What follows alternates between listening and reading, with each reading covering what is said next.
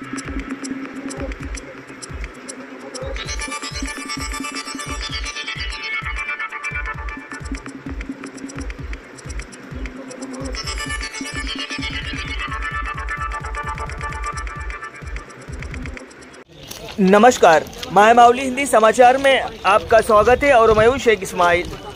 विधायक पायल शंकर ने आदिलाबाद में पिछले कुछ सालों से बनी तामसी बस स्टैंड के रेलवे फाटक पर यातायात समस्या का जायजा लिया।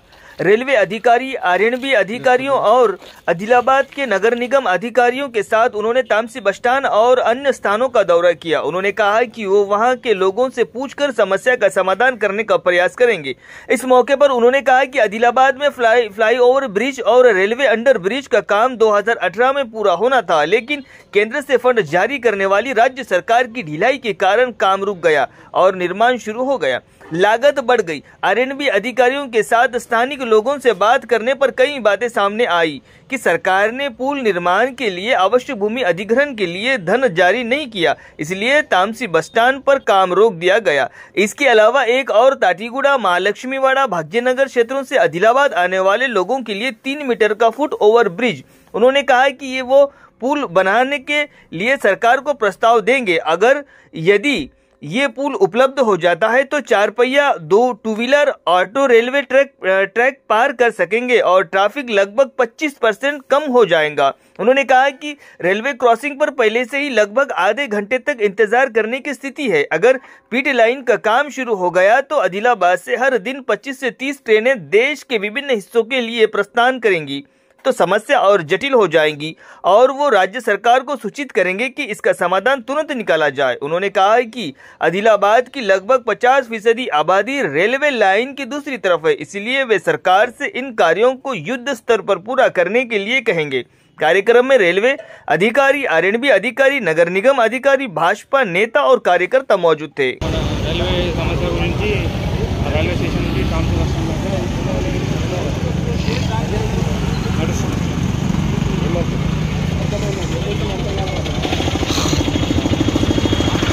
ఆదిలాబాద్ పట్టణంలో ఉన్నటువంటి రైల్వే పట్టీలకు అటు సైడ్ అది భాగ్యనగర్ కావచ్చు, క్రాంతినగర్ కావచ్చు, తాటిగూడ కావచ్చు, మహాలక్ష్మీవాడ కావచ్చు, చెల్కూరు లక్ష్మీనగర్ కావచ్చు, కుర్షిద్ నగర్ కావచ్చు, గాంధీనగర్ కావచ్చు, ఈ మిగతా కాలనీలన్నీ కూడా ఈ రైల్వే పట్టీల దగ్గర నుండి ట్రాఫిక్ సమస్యతో చాలా ఇబ్బంది గురవుతా ఉన్నారు.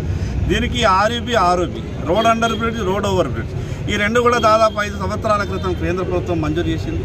కానీ గత రాష్ట్ర ప్రభుత్వం అలసత్వం వల్ల పనులు ఇంతవరకు ఆలస్యం జరిగినాయి. ఈ పనులన్నీ కూడా వేగవంతం కావాలా, ప్రజలకు ఉన్నటువంటి ఈ సమస్యలన్నీ కూడా దూరం కావాలన్న ఆలోచనతోని రైల్వే శాఖ అధికారులు, ఆర్ఎన్బి అధికారులు, అదేవిధంగా మున్సిపల్ శాఖ అధికారులతో ఇక్కడ ఉన్నటువంటి పనులన్నీ కూడా కొంత పర్యవేక్షణ చేసిన తర్వాత ఇక్కడ కొన్ని సమస్యలు దృష్టికి రావడం జరిగింది. ప్రత్యేకంగా ఈ తాటిగూడ, మహాలక్ష్మీవాడ, ఈ భాగ్యనగర్ కాలనీ వాసులకు ఉన్నటువంటి ఆ రోడ్డు సమస్య గురించి కూడా ప్రస్తావన రావడం జరిగింది. అక్కడ ఒక ఎఫ్ఓబి ఫుట్ ఓవర్ బ్రిడ్జ్ నిర్మించి ఆ ఫుట్ ఓవర్ బ్రిడ్జ్లో కూడా చిన్న చిన్న కార్లు కానీ, అదేవిధంగా మోటార్ సైకిళ్ళు కానీ, ఆటోలు కానీ, చిన్న అంబులెన్స్లు కానీ వెళ్లే విధంగా ఒక 3 మీటర్ల వెడల్పుతో డిజైన్ చేయమని అధికారులకు చెప్పడం జరిగింది. ఆ యొక్క ఫుట్ ఓవర్ బ్రిడ్జ్ కన్నా మంజూరు పూర్తయిపోతే ఒక 25 to 30% ట్రాఫిక్ సమస్య ఆ రకంగా పరిష్కారం అవుతుంది. మరి అదేవిధంగా మిగతా ఈ ట్రాఫిక్ సమస్య పరిష్కారం ఎప్పుడూ కావాలి. కానీ గత ప్రభుత్వ అలసత్వం వల్ల మరి నిధులు విడుదల చేయనటువంటి కారణంగా ఇక్కడ పనులు కొంత ఆలస్యం జరిగినాయి. భూసేకరణకు సంబంధించినటువంటి 20-25 కోట్ల రూపాయలలో 1 రూపాయి కూడా రాలేదని అధికారులు చెప్తా ఉన్నారు. మరి అది గతంలోనే జరగాల్సింది.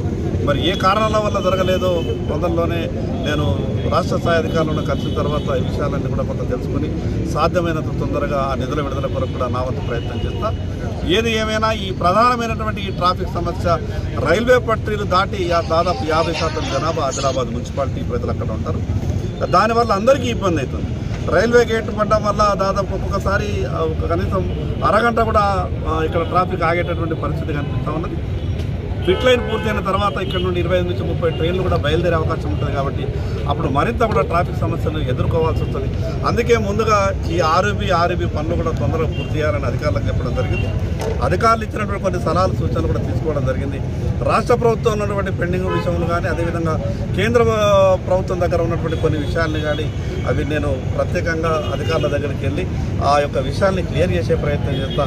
ఏది ఏమైనా ఆదిలాబాద్ పట్టణ ప్రజలు ఎదుర్కొంటున్నటువంటి ప్రధానమైన ట్రాఫిక్ సమస్యని పరిష్కారం చేసే దిశగా నా